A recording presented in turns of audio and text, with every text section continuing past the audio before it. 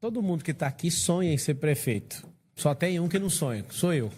Eu vim aqui como uma missão e o único aqui que pode fazer você prosperar, né? Tem 2 deputados federais aqui, tem um vereador, tem um papagaio de pirata que fica na televisão, tem gente querendo mudar de vida com isso aqui. É só sonho, é o sonho deles. Eu estou aqui numa missão. Se você rejeitar essa missão, pode ser um grande livramento para a minha vida. Mas eu quero te fazer algumas perguntas nesses poucos segundos que me restam. Se alguém da sua família estivesse no 28º andar, pegando fogo agora esse apartamento, estragou o elevador, você vai chamar quem aqui para socorrer essa pessoa? Pensa só nisso. Olha para esses candidatos. Se fosse para emprestar dinheiro para alguém, esperando receber de volta, olha para todo mundo. Para quem? Se você fosse abrir uma empresa, ou você que é dono de uma empresa, 2 milhões de empreendedores no Brasil, em São Paulo, 21 milhões no Brasil, você ia chamar quem aqui para gerir? Se fosse na crise lá do Rio Grande do Sul, você ia chamar quem aqui? Só eu que fui, eu não vi ninguém deles aqui lá. Se fosse para ajudar no social de verdade, sem ladainha, não ia ficar colocando um Celta na declaração e ficar andando de Corolla blindado. Essas pessoas já mostraram que elas são. Isso aqui é uma farsa tão grande, tinha 1 milhão de pessoas assistindo e essa balela caiu para 500 mil, deve estar com menos que isso agora. O que eu quero pedir para você é o seguinte, ou me dê esse livramento ou me dê essa missão. O único jeito de você prosperar nessa cidade. Não faz sentido nenhum você cair na ladainha do consórcio comunista do Brasil.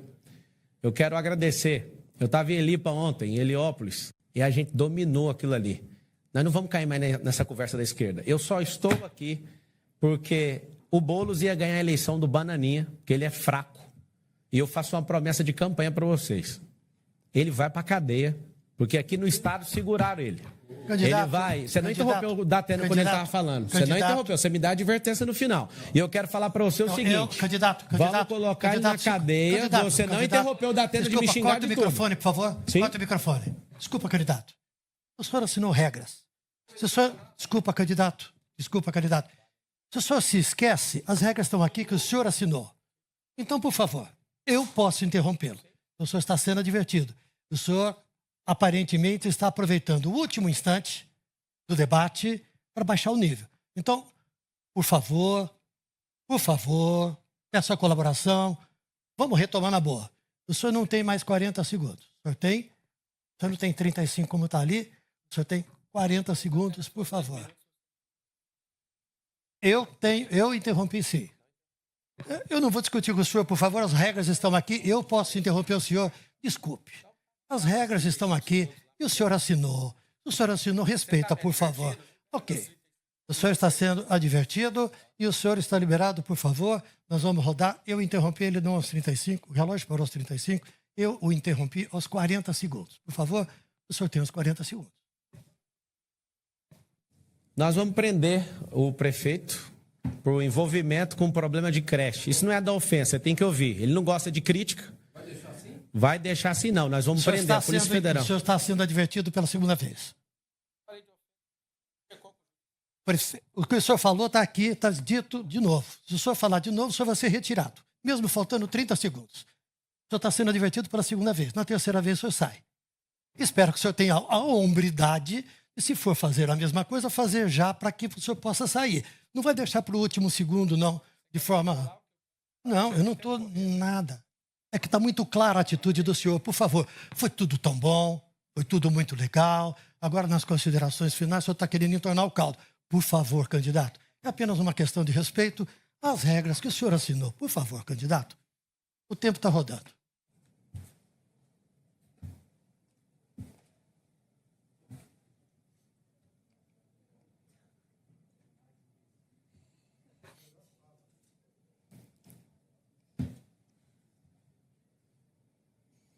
A Polícia Federal vai prender o Ricardo Nunes, essa é uma promessa de campanha por causa das merendas. E é a Polícia Federal mesmo, seu banana. O senhor está advertido, corta o tempo, o senhor está excluído do debate. O senhor está excluído do debate. O senhor está excluído do debate. O tempo, o senhor tinha ainda 10 segundos, por favor, o senhor pode se retirar, porque ainda tem o encerramento do debate. O senhor se retire, por favor. O senhor está excluído por decisão do apresentador, ok?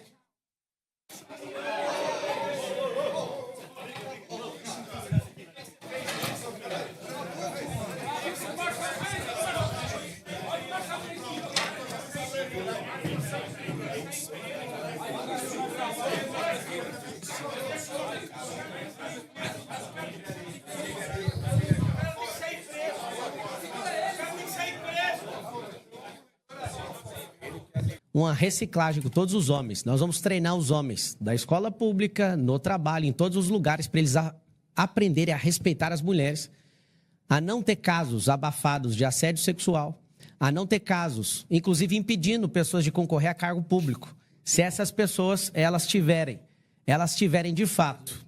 Eu preciso do tempo recomposto, que eu fui atrapalhado. Pode... Não, o tempo está correndo. Não, mas ele interrompeu aqui. Não. Ele pediu para mim direito de resposta. Okay. Mas eu fui agredido de forma subliminar, mais uma vez, por um bandido condenado, pioneiro em crimes virtuais de assalto a banco, a velhinhos. Me condena, mais uma vez, de uma forma brutal, por um caso investigado pela polícia e arquivado pela justiça.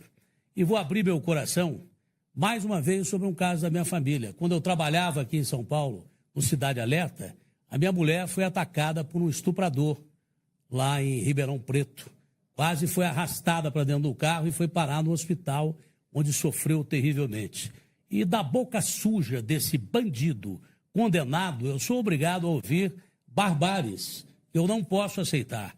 Eu não quero, de forma alguma, desvirtuar o sentido eleitoral. Não quero, de forma alguma, de novo, discutir com um covarde, que eu discuto uma vez só. Esse tipo de gente aí, ele vai responder na justiça. Ele fala impunidade, mas ele não cumpriu pena pelo roubo, que ele era o artífice desse roubo. Ele dedurou os seus colegas e desapareceu com o dinheiro, segundo a polícia lá do Goiás. É pioneiro desde 2005 num roubo que é um dos principais roubos do PCC hoje em dia, que é o roubo virtual, o estelionato, que de forma alguma o bandido troca tiros com a polícia e por crime de estelionato paga muito pouco.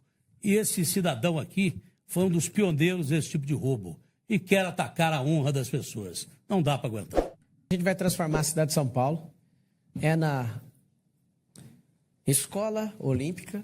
Nós vamos gerar 2 milhões de empregos. Nós vamos aposentar esse modelo de política velha. Eu nunca toquei nada de ninguém que não tinha dinheiro nem para pagar advogado. Isso aí foi uma relação de trabalho. Eles gostam de me acusar disso, né? Porque fazem parte do consórcio comunista do Brasil. E para mim é uma honra quem tem um quadro do Che Guevara dentro de casa falar que eu sou alguma coisa disso. É o seguinte, ache a pessoa que recebeu esse tombo que eles estão falando que eu pago 4 vezes mais. Você pega o áudio aí da UOL, você vai ver eu ligando pro cara pedindo R$40 e ele falava para mim que tinha 20, porque ele pagava de qualquer jeito. Mas o grande resumo é o seguinte, ele e todos... A primeira coisa que a gente precisa de a ajuda do governo do estado para aprovar a isenção de IPVA para carros elétricos, assim como Brasília fez. Isso vai fazer com que as pessoas, ao contrário do que a legislação fala, né, que a gente precisa esperar o carro ter 10 anos para ter isenção de IPVA, a gente tem que ter isenção de IPVA desses carros. Isso já vai eletrificar a frota nesses próximos 10 anos. O que a gente precisa também é concluir esse plano de colocar combustível verde nesses mais de 12 mil ônibus dessa cidade. Nós precisamos, com essas 48 mil ruas que a gente tem em praças aqui, 28 mil quadras, a gente precisa de plantar 3 milhões de árvores. Agora, não é de hoje, né, que a cidade está essa mazela. O rio que a gente tem aí, que é uma poluição terrível, na verdade não é o rio, é o maior esgoto a céu aberto do mundo. Esse esgoto, infelizmente, é só dentro da região metropolitana, é um rio de baixa vazão que tem 1.000 quilômetros. Nas duas pontas, esse rio é limpo, e já foi limpo aqui na cidade de São Paulo, ou seja, tem gente interessada em limpar a sua casa e receber por isso e nunca terminar a limpeza. Que fique nítido isso. Então, esse trânsito parado gera mais gases nocivos para a nossa saúde, e o que foi registrado nessa última semana é como se cada paulistano tivesse fumado 4 cigarros num único dia, pra você entender o nível de poluição. Então, nós precisamos urgentemente de plantar árvores nessa cidade, eletrificar a frota de ônibus, eletrificar a frota de carros através da liberação do IPVA. Já faço um pedido aqui ao governador Tarcísio para que a gente volte essa pauta na Lesp, que a gente vai conseguir fazer com que o povo, de fato, receba essa bênção do governador do estado. Agora, os empregos, os 2 milhões de empregos nas periferias, vai suavizar perfeitamente essa questão da poluição na cidade. Muito bem, enquanto o candidato respondia, O candidato Boulos me perguntou como é que era o nome do rapaz, né? Que fez a pergunta. Pedro. Não queria, para poder responder ao Pedro. Pedro, existem várias iniciativas que podem ser tomadas. Aliás, o mundo todo está fazendo isso. Todas as grandes cidades globais estão pensando maneiras de lidar com o aquecimento global, com poluição, combate às mudanças climáticas. São Paulo está ficando para trás. Parou no tempo. Porque não tem hoje um prefeito que pense do tamanho da cidade, que coloque esses desafios. Eu fui conhecer experiências, por exemplo, Xangai. Eu fui lá para trazer o melhor que aconteceu lá fora para cá. Xangai eletrificou 98% da frota. Aqui, a gente tem que fazer o seguinte. São Paulo tem um pouco menos de 13 mil ônibus. Nossa meta é, em 4 anos, metade ser elétrico ou híbrido. O que é o híbrido? O híbrido também tem lá a bateria elétrica a lítio, mas você tem um motorzinho a etanol. No final, é zero emissão de carbono, mas isso evita ter uma baita de uma estrutura de recarga, porque senão você tem que ter subestação em garagem, é um negócio mais difícil. Então, nós queremos pelo menos metade da frota, eu vou fazer isso, elétrica ou híbrida, redução da emissão de carbono. Segundo ponto é reciclagem, universalizar a coleta seletiva. Ah, Boulos, mas o que tem a ver com poluição? Tem. Os aterros sanitários, onde hoje se enterra 98% do lixo de São Paulo, emitem gás metano, que é um dos mais danosos para o efeito estufa. Então, eu vou universalizar a coleta seletiva, parar de enterrar lixo. Na verdade, o Boulos não vai. O Boulos. Ele não vai porque ele é o único aqui que não tem chance nenhuma de vencer a Prefeitura de São Paulo. O discurso dele está bem alinhado, mas não faz sentido. Eu queria até perguntar para você que está assistindo, Pedro, que fez essa pergunta. Se alguém for fazer uma invasão e a GCM entrar para combater isso, o Boulos vai ficar do lado de quem? É um conflito de interesse? Uma coisa que eu vou concordar com ele é sobre o atual prefeito. A gente não quer continuar do jeito que está e a gente não quer dar marcha ré, a gente não quer dar ré no quibe aqui nessa cidade. Você falou sobre a poluição. A gente não aguenta mais cheirar essa poluição. Aí você imagina os cheiradores profissionais que já acostumaram com esse ar e acostumaram com o cheiro do Tietê. Eu não acostumei com esse cheiro de urina no centro de São Paulo, com esse cheiro horrível que essa cidade tem por conta das mazelas de um prefeito que é pequeno. E não adianta a gente dar ré nessa cidade. Obrigado, candidato. Obrigado, candidato. Candidato Boulos pediu o direito de resposta. Letícia, muito obrigada pela sua pergunta. A gente sabe que São Paulo hoje é uma cidade muito insegura para as mulheres. Eu não sei se você viu aquele vídeo horrível de uma mulher que estava em frente a uma escola pública, na Moca, luz do dia, e um homem tentou arrastá-la para o carro, graças a Deus não conseguiu, mas nada foi feito e ele continuou tentando arrastar as mulheres. E eu me fiz uma pergunta que eu imagino que todas vocês, mulheres, se fizeram. Onde é que estava a guarda? Para que serve essa câmera? Nem na luz do dia, nem em frente a uma escola. É feminicídio batendo recorde, é assédio batendo recorde, é violência doméstica, é estupro, são 8 estupros por dia que a gente fica sabendo.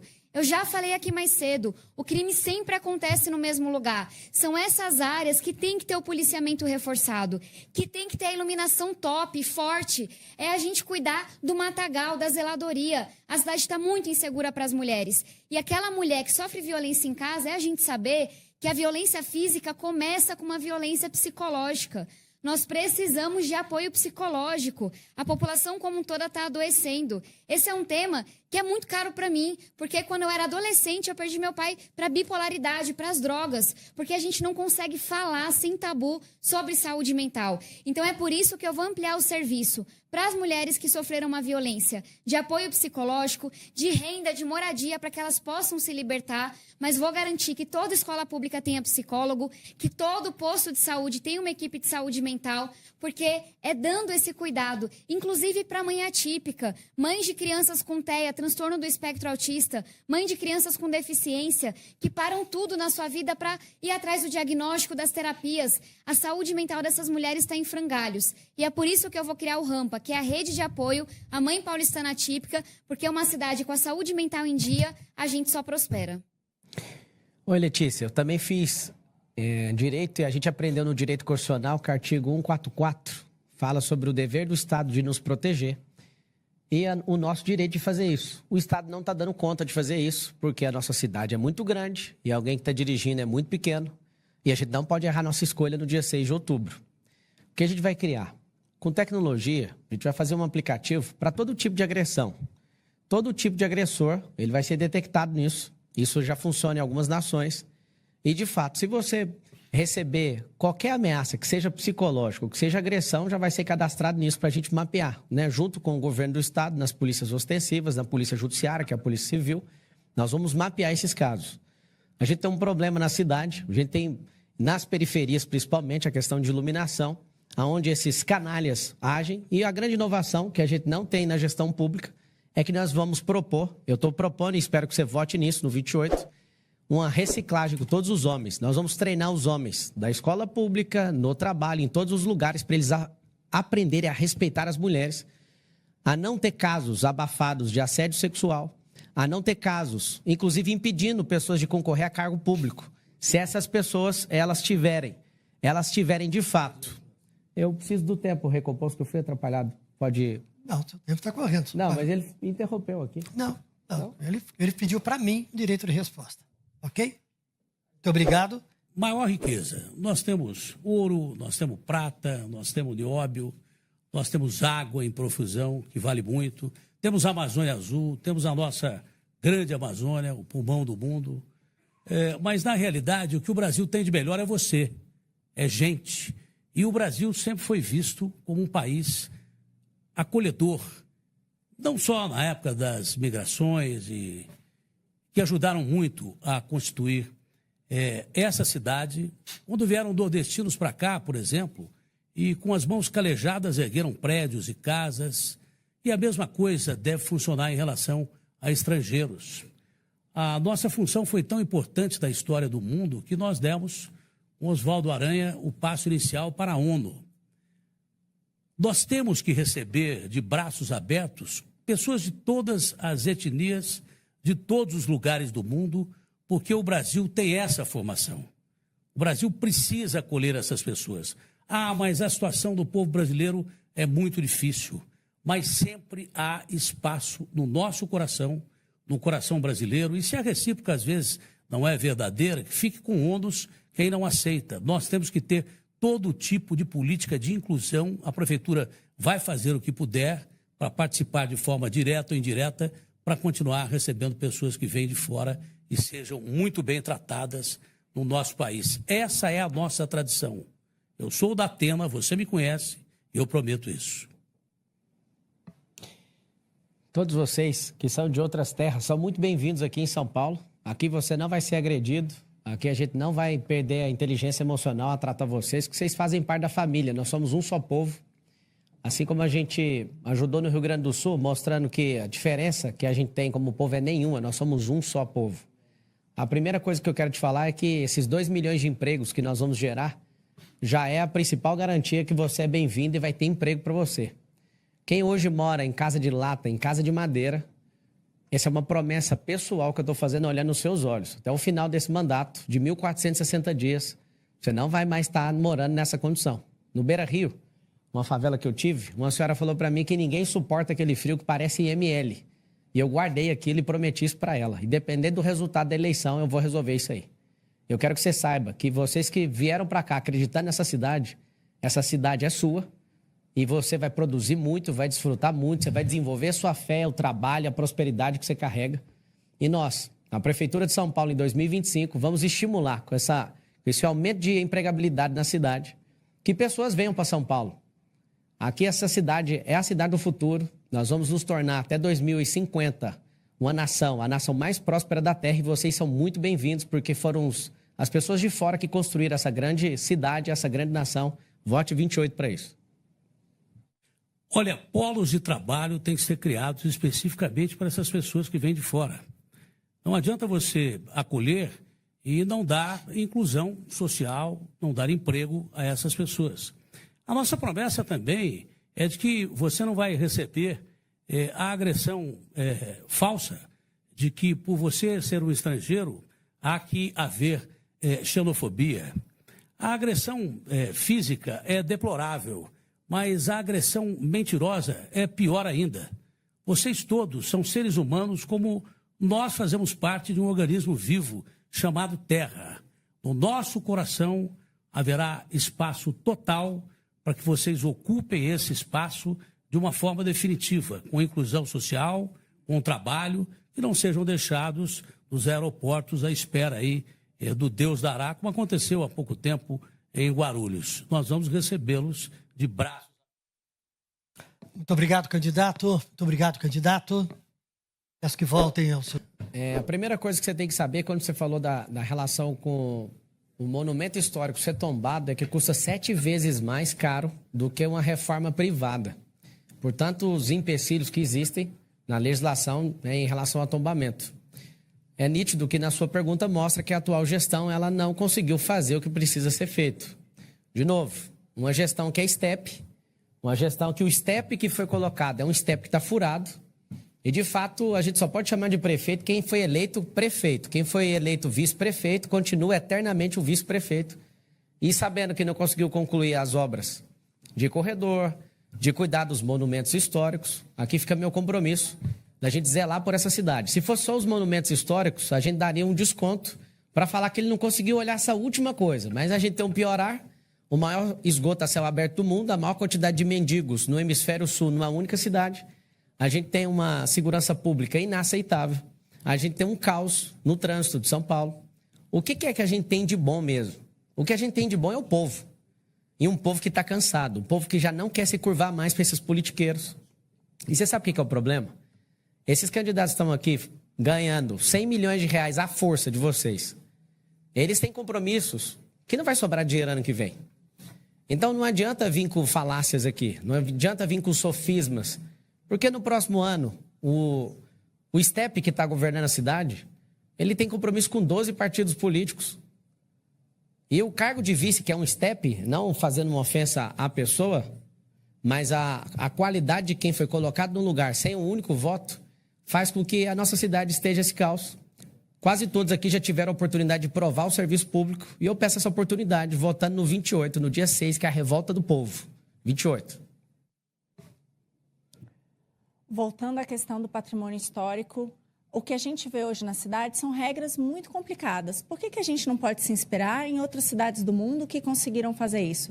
E qual que é a ideia principal? Você consegue ali manter a fachada, mas a parte interna desses prédios, muito bem, pode ter algumas flexibilidades em relação à construção, para facilitar. A gente ouviu vários depoimentos de lugares, por exemplo, em que não cabe um elevador, então talvez tenha que ter naquele espaço, manter as escadas, assim sucessivamente. Tem que olhar regra a regra, gente. Agora, eu falo que em relação à construção aqui na cidade de São Paulo, o que me deixa, assim, realmente muito aflita é saber que Tocantins, gente, Tocantins hoje tem regras de construção e alvará de construção digital.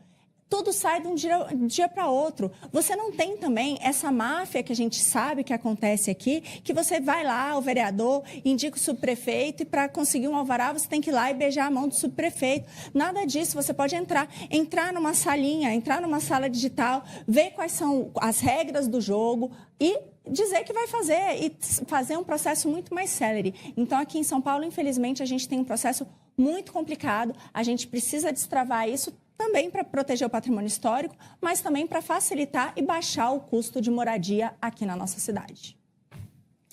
A sua decisão, nesse próximo dia 6 de outubro, talvez vai ser colocar alguém muito pequeno para tocar uma cidade muito grande. Nossa cidade tem 48 mil ruas e praças, 28 mil quadras, 12 milhões de pessoas. Esse conglomerado de cidades aí, a região metropolitana de São Paulo, tem 38 cidades.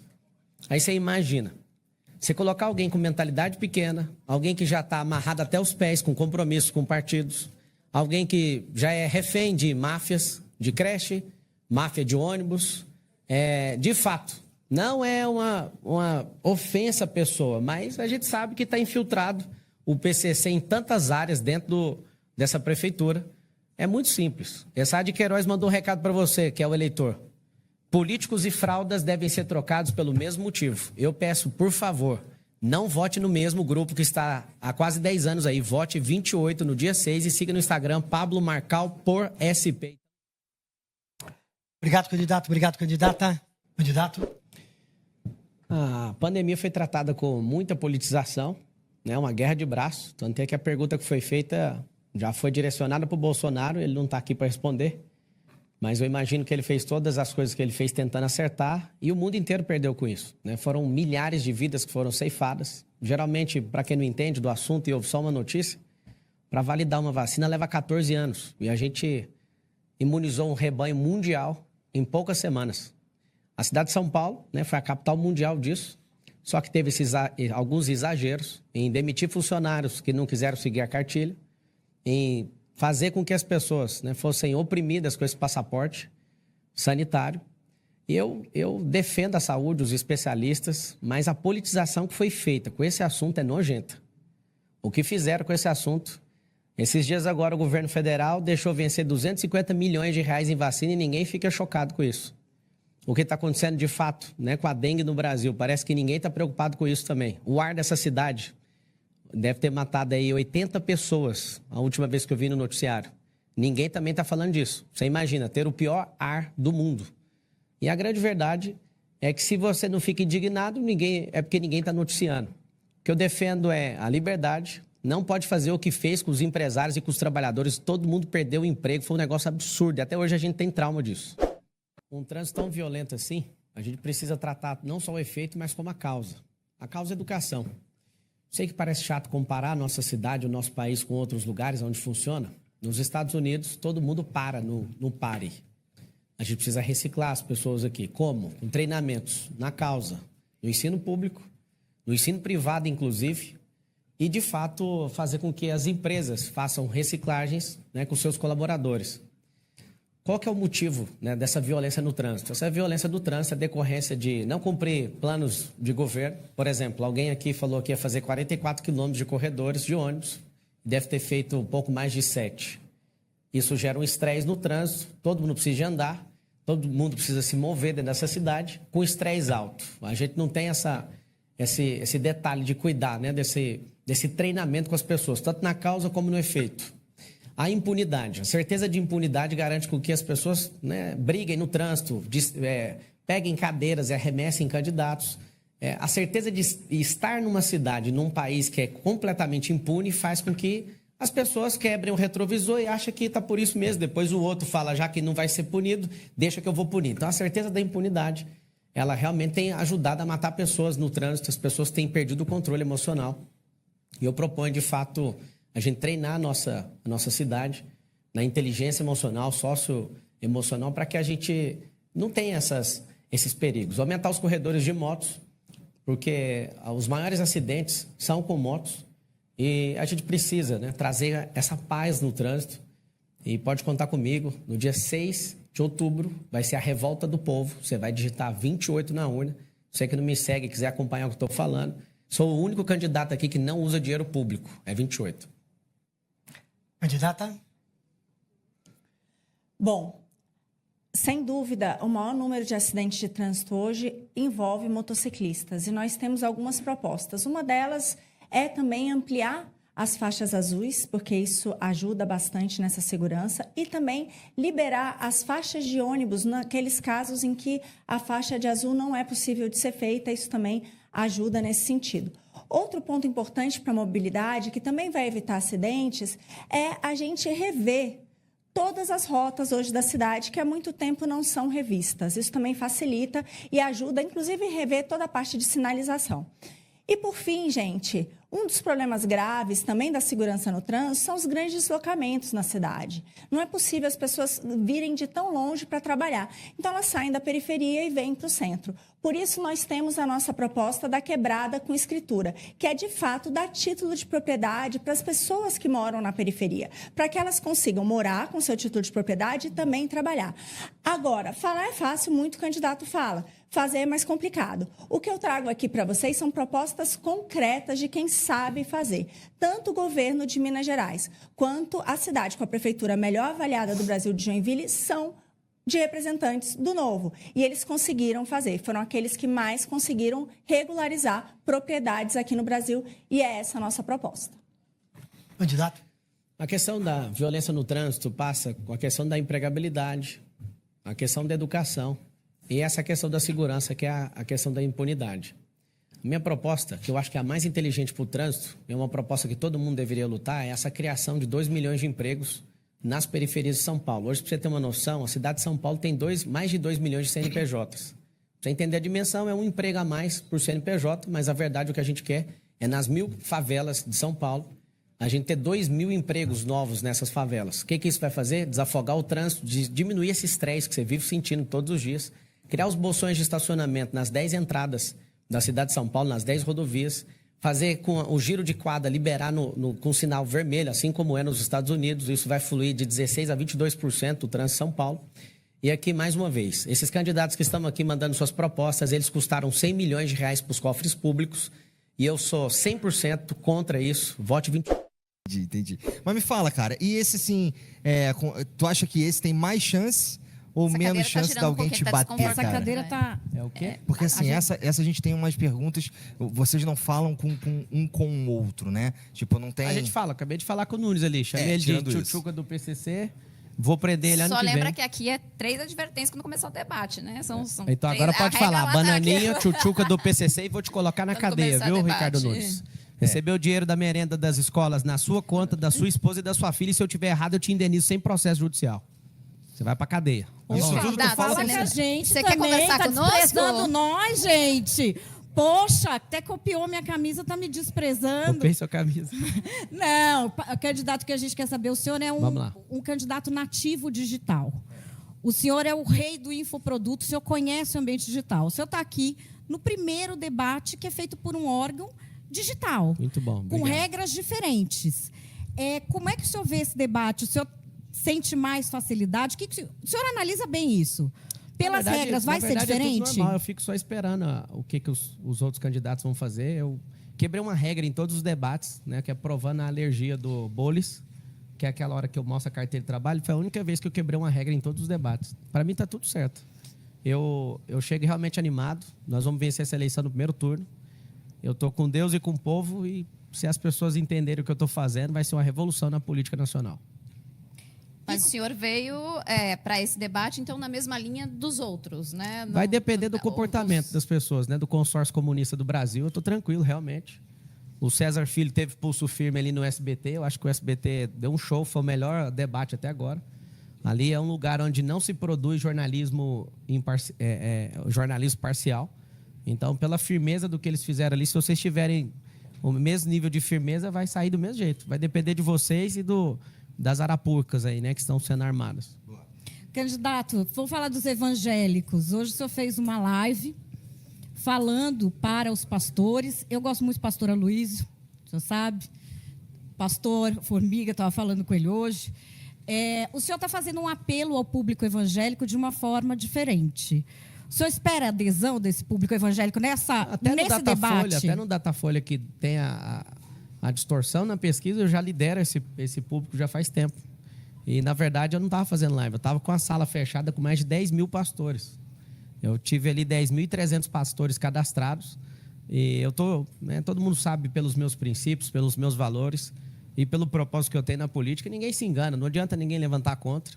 O Nunes é abortista, todo mundo sabe. Não adianta querer pintar ele agora de direita, que ele é um cara de centro-esquerda com secretariado 100% extra-esquerdista, né? De extrema esquerda, que é coisa que a mídia nunca falou, né? Candidato, deu um minutinho aqui para as considerações finais do nosso bate-papo. Quer fazer suas considerações finais? Quero, vamos lá.